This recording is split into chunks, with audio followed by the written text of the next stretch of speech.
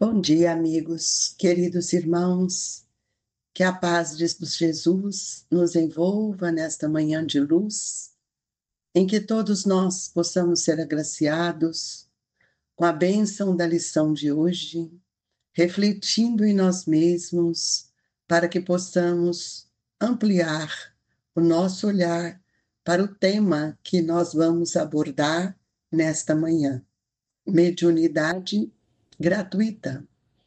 Os médiuns atuais, pois que também os apóstolos tinham mediunidade. Igualmente receberam de Deus um dom gratuito, o de ser intérprete dos espíritos, para a instrução dos homens, para lhe mostrar o caminho do bem, conduzi-los à fé, não para lhes vencer, vender palavras que não lhes pertenciam, a eles médium, visto que não são frutos de suas concepções, nem de suas pesquisas, nem de seus trabalhos pessoais. Deus quer que a luz chegue a todos, não quer que o mais pobre fique dela privado e possa dizer: não tenho fé, porque não a pude pagar.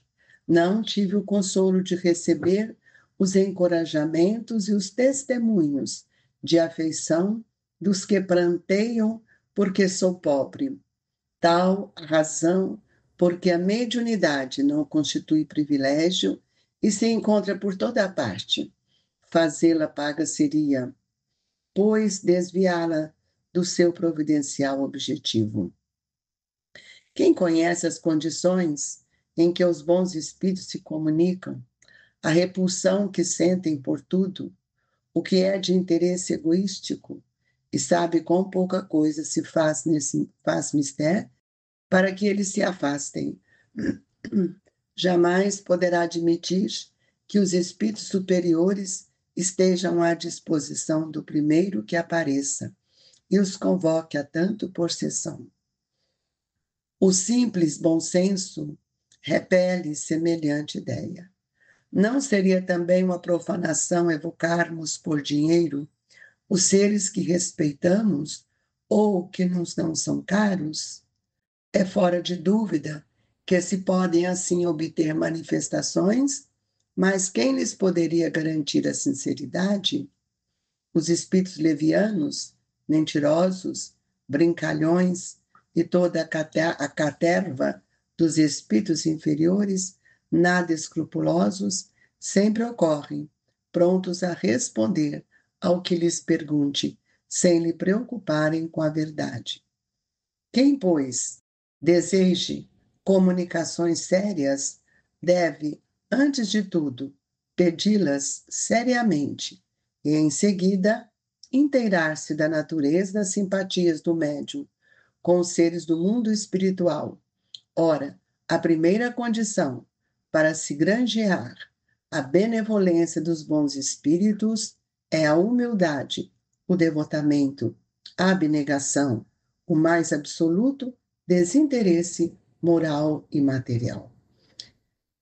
Elevemos os nossos pensamentos até Jesus, irmãos, procurando formar esse facho de luz, essa fagulha de amor que são emanadas pelos nossos pensamentos, motivados pelo Evangelho do Mestre Jesus. Que cada um possa, nesse instante, se situar nesse universo divino, para que as nossas rogativas possam ser ouvidas, tocando na intimidade dos benfeitores, as nossas rogativas, as nossas súplicas, as nossas necessidades espirituais. Que as bênçãos divinas, emanadas por estes irmãos, nos sustente, hoje, agora e por todo sempre. Que assim seja. Mestre Jesus, ajude-nos nesta manhã a compreender, para que possamos levar aos corações a importância desta mensagem, mediunidade gratuita. Estamos mergulhados no mundo da matéria. que muitas vezes, olhando pelos nossos interesses, usamos os recursos divinos que estão dentro de nós para desenvolver a nossa vaidade, para desenvolver toda esse orgulho que vem da vaidade. E nós estamos no momento de estruturar a nossa fé, de lembrarmos que todos nós estamos a caminho da evolução, uma jornada longa, por ausência de esforço, de compreensão, de dedicação, de renúncia, para que nós todos possamos cooperar com bem-estar, com equilíbrio dos nossos pensamentos, sem olhar para o outro, mas olhando para nós mesmos. A mediunidade, ela é uma faculdade que nos educa, que nos transforma, que nos ensina, que nos evangeliza, mas ela é uma mediunidade, como diz o Evangelho, como se fosse um dom gratuito que nós recebemos. Para que ela serve? Além de educar o meu pensamento, de dar modificação estrutural nas células perispirituais, quando este pensamento está alinhado com as leis de Deus, a mediunidade me serve para que eu possa sentir a presença dos Espíritos em minha vida, para ouvir os seus ensinamentos, para muitas vezes, através da intuição, mudar o meu olhar para as questões do mundo. A mediunidade não é um privilégio de quem quer que seja. Ela está em todos os nossos irmãos. O que ocorre é a nossa distância evolutiva, a nossa incompreensão, motivada muitas vezes por outros objetivos. Nós sabemos que quando nós não aceitamos a mediunidade, nós podemos caminhar por grandes dificuldades, porque nós temos um interesse egoístico de mostrar para o outro aquilo que realmente nós temos e não o que somos. E a mediunidade, ela vai pedir para todos nós um processo de abnegação, de estudo, de conhecimento, de devotamento e de desprendimento das questões do mundo. Não basta ser um médium para receber espíritos, para sermos simplesmente um instrumento. É preciso que também compreendamos que pela nossa postura mental, pelo conhecimento, pelas construções internas, nós somos capazes de sermos pontes, medianeiros, para trazer o pensamento dos espíritos que ora estão no mundo espiritual, a olhar por nós, que as suas mensagens nos oriente e transplante em nós o desejo de servir o Mestre. Se nós não temos uma atividade moral ou uma questão moral, nós ficamos muito à mercê daqueles outros espíritos que nada mais são do que espíritos que eu não posso dizer apenas levianos, mas aqueles espíritos que não aprenderam a fazer o bem. Então, a mediunidade séria, ela não pode ser e não será nunca uma profissão. Porque eu não posso viver daquilo que eu recebo de graça. Então, muitas vezes, as pessoas que têm uma mediunidade expressiva, especialmente voltada para a cura, ela aproveita disso. E outros tipos de mediunidade é os videntes, e que têm essa percepção das entidades ou do futuro, mas o futuro depende das nossas construções hoje. Estamos cada dia mais vivendo em grandes equívocos de nossa vida. Se a mediunidade é algo que me liberta, que me põe em contato com a espiritualidade, ela tem as suas nuances, as suas características. Os médiuns não são iguais. Nós temos médiuns que escrevem na psicografia, outros que são de incorporação, outros que são intuitivos, outros que trabalham com os desenhos, e assim nós temos muitas outras mediunidades, como a bicorporidade, e vimos isso com um certo cuidado, porque a bicorporidade é apenas para espíritos muito elevados, que são capazes de manipular fluidos para que isto ocorra. E nós vimos isso com Eurípides Barçanufo, que era visto em muitos lugares, como Antônio de Pádua também. E olha, nós precisamos entender que todos nós um dia poderemos ter essa mediunidade, mas as escolhas do nosso caminhar é que vai depender para que a gente possa avançar no contexto da mediunidade. Ela vem gratuitamente, nós nascemos com a mediunidade. Então, nós vamos ver hoje muitas pessoas dizendo: ai, o meu filho, a criança, é uma criança, ele está com problema mediúnico, ele está vendo, ele está assim. Nós sabemos que na infância, pelos poros da clarividência perispiritual, o espírito pode sim ter essa expansão de uma forma tão natural, porque ele não fez nenhum curso, ele não tem conhecimento, mas ele traz percepções, ele não tem a maldade, ele não tem ainda essas questões que nós estamos vendo dia a dia dos interesses, mas tem espíritos também que atrapalham a vida dessas crianças. O que temos que fazer? Orar, orar muito, pedir a Jesus o amparo, porque nós, na verdade, não conhecemos quem são os espíritos que estão junto de nós, como filhos. Quais são as suas necessidades espirituais? Então, é preciso que a gente possa ver que a mediunidade, ela não é uma arte, mas também não é um talento que muitas vezes a gente fala e pensa, pelo que não pode tornar uma profissão, ela não existe sem o concurso dos espíritos. Olha, quantas vezes a gente fala as coisas, né, e às vezes a gente escuta que os espíritos disseram, mas eu preciso saber que nem todos que dizem Senhor, Senhor, repetem ou traduzem o pensamento de Deus, o pensamento de Jesus.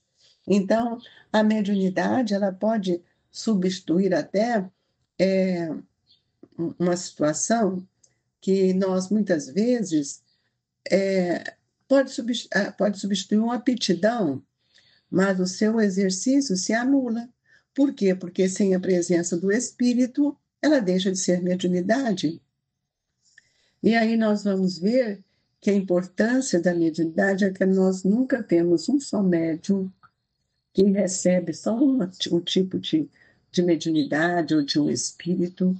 Nós podemos analisar hoje na grandiosidade da mediunidade de Francisco Cândido Xavier. Analisemos o devotamento desse espírito, a personalidade deste irmão, a simplicidade, a humildade que ele desenvolveu e a qual foi a pleiade de espíritos que, em nome do Cristo, lhe trouxe todo esse acervo que hoje temos, que não é um acervo apenas de palavras, de livros, mas a extensão profunda da compreensão do Evangelho, a extensão profunda do conhecimento da ciência do Espírito e até mesmo da mediunidade. Nós podemos ver que os espíritos tiveram tanto cuidado com Allan Kardec ao codificar a doutrina espírita, que eles dedicaram um livro, o Livro dos Médiuns, para nos mostrar também os perigos da mediunidade, os riscos que ela nos causa quando não estamos alinhados com o pensamento do Cristo.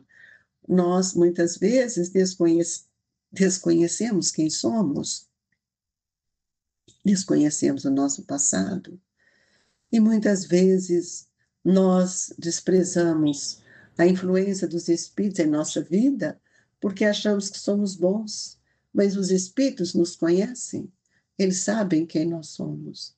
E hoje venho convidá-los a refletir em você mesmo. O quanto a mediunidade é útil, amigos. Prestemos atenção, a mediunidade é uma coisa santa, ela que deve ser desenvolvida, praticada santamente.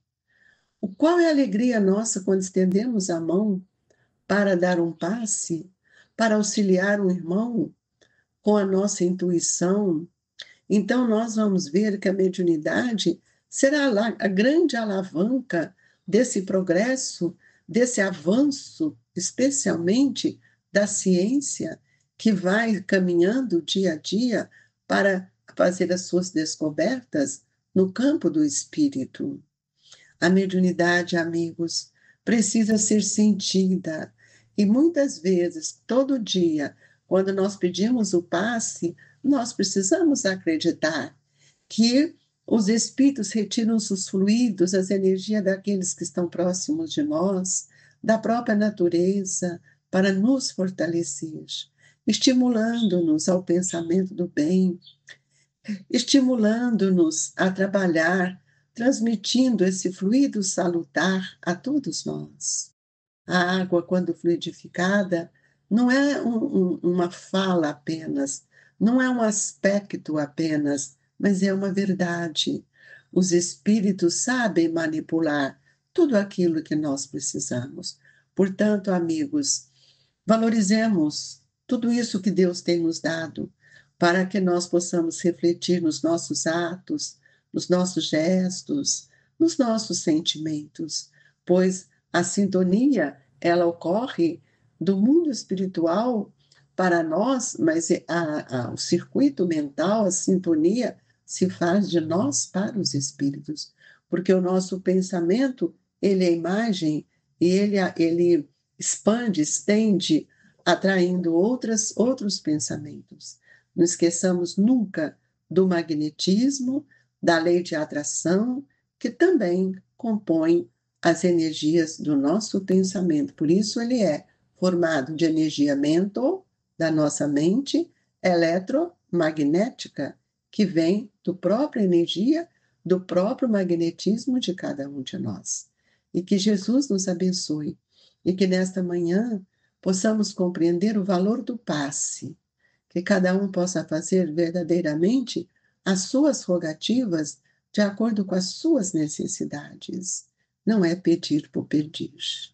E que nesse envolvimento divino a espiritualidade possa nos assistir, como também peço pela fluidificação de nossas águas, que as energias salutares do bem possam magnetizá-la. E nesse envolvimento feliz desta manhã, nós pedimos a Jesus que ampare, que sustente cada um dos nossos irmãos. Que as nossas orações seja para nós o testemunho da nossa comunicação com Deus, nosso Pai. Que a doce e inefável paz dos espíritos amigos possa nos envolver nesta manhã, levando aos lares, aos corações, as vibrações do Grupo Espírita Esperança e Caridade, Colégio Allan Kardec. Fiquem com Deus, que assim seja.